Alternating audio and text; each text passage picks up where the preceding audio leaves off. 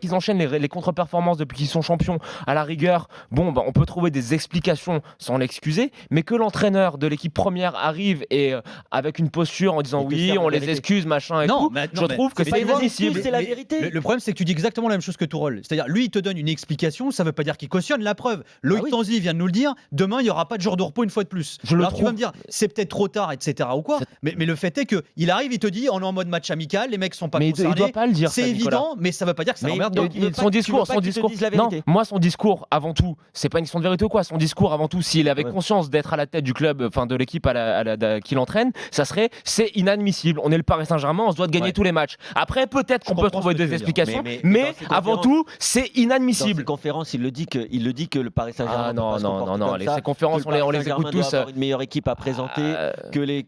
Non, Kevin, je peux pas. Non, ces conférences de presse, il passe son temps à dire qu'il manque de joueurs, qu'il a pas eu les joueurs qu'il voulait. On peut en parler de son mécontentement sportif, mais c'est pas ce qu'il dit. Il parle des manquements en termes de numérique, tu vois, dans son effectif, qu'il n'a pas eu assez de recrutement. Mais moi, j'aimerais l'entendre dire. J'ai conscience d'être l'entraîneur du Paris Saint-Germain et de faire la saison en roue libre, même s'il y a des explications. Là, je te rejoins, pas de problème. C'est juste inadmissible, c'est tout. À eux de prendre les initiatives et puis au final voilà, ils n'ont pas réussi. Gourvenec c'est un petit peu n'a pas semblé il a, à mon avis là, j'ai pas eu l'impression qu'il avait conscience de l'importance de ce match-là.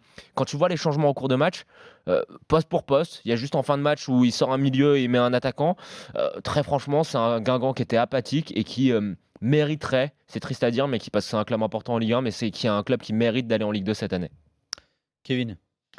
C'est quand même l'échec d'une politique à Guingamp, parce que cette saison vraiment, alors ils ont vraiment fait la saison comme on dit. Alors des fois ça arrive à des clubs qui sont plutôt stables de Ligue 1 et ils ont la saison catastrophe où rien ne leur réussit. Les choix de la direction n'ont pas été bons, les choix des entraîneurs n'ont pas été bons. Le mercato, les joueurs n'ont pas été bons sur le terrain.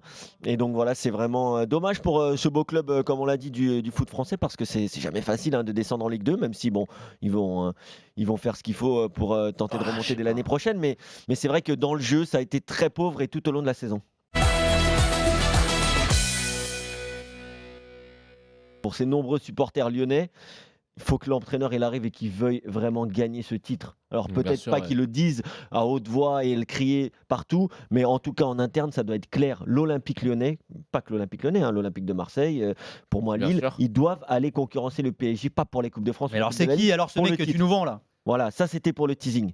Alors on a parlé de José Mourinho. Moi je pense à José Mourinho, je ne sais pas s'il va venir à Lyon. Maintenant je pense à un autre Portugais qui je pense est parfait pour le championnat de France, parce qu'il a déjà entraîné il n'y a pas si longtemps. Et aussi avec un président très difficile. Je crois que je sais. Et ça s'est mal terminé d'ailleurs. Un entraîneur qui a un gros caractère, qui est un grand gagneur et qui va être ambitieux, qui parle français. Et c'est un certain Sergio Conceição. C'est une très bonne idée, mais est-ce qu'il est dispo, les gars? Pour moi, il est dispo parce qu'il arrive un peu au bout. Là, il va pas être champion. Alors là, c'est tendu. Ça va plus trop, notamment avec une partie des supporters. Et je sais que voilà, il a un staff qui parle français en plus. C'est un entraîneur, encore une fois, qui parle la langue, qui a une grosse personnalité, qui a fait avec peu à Porto, parce qu'ils ont quasiment pas recruté sur ces 2-3 dernières saisons.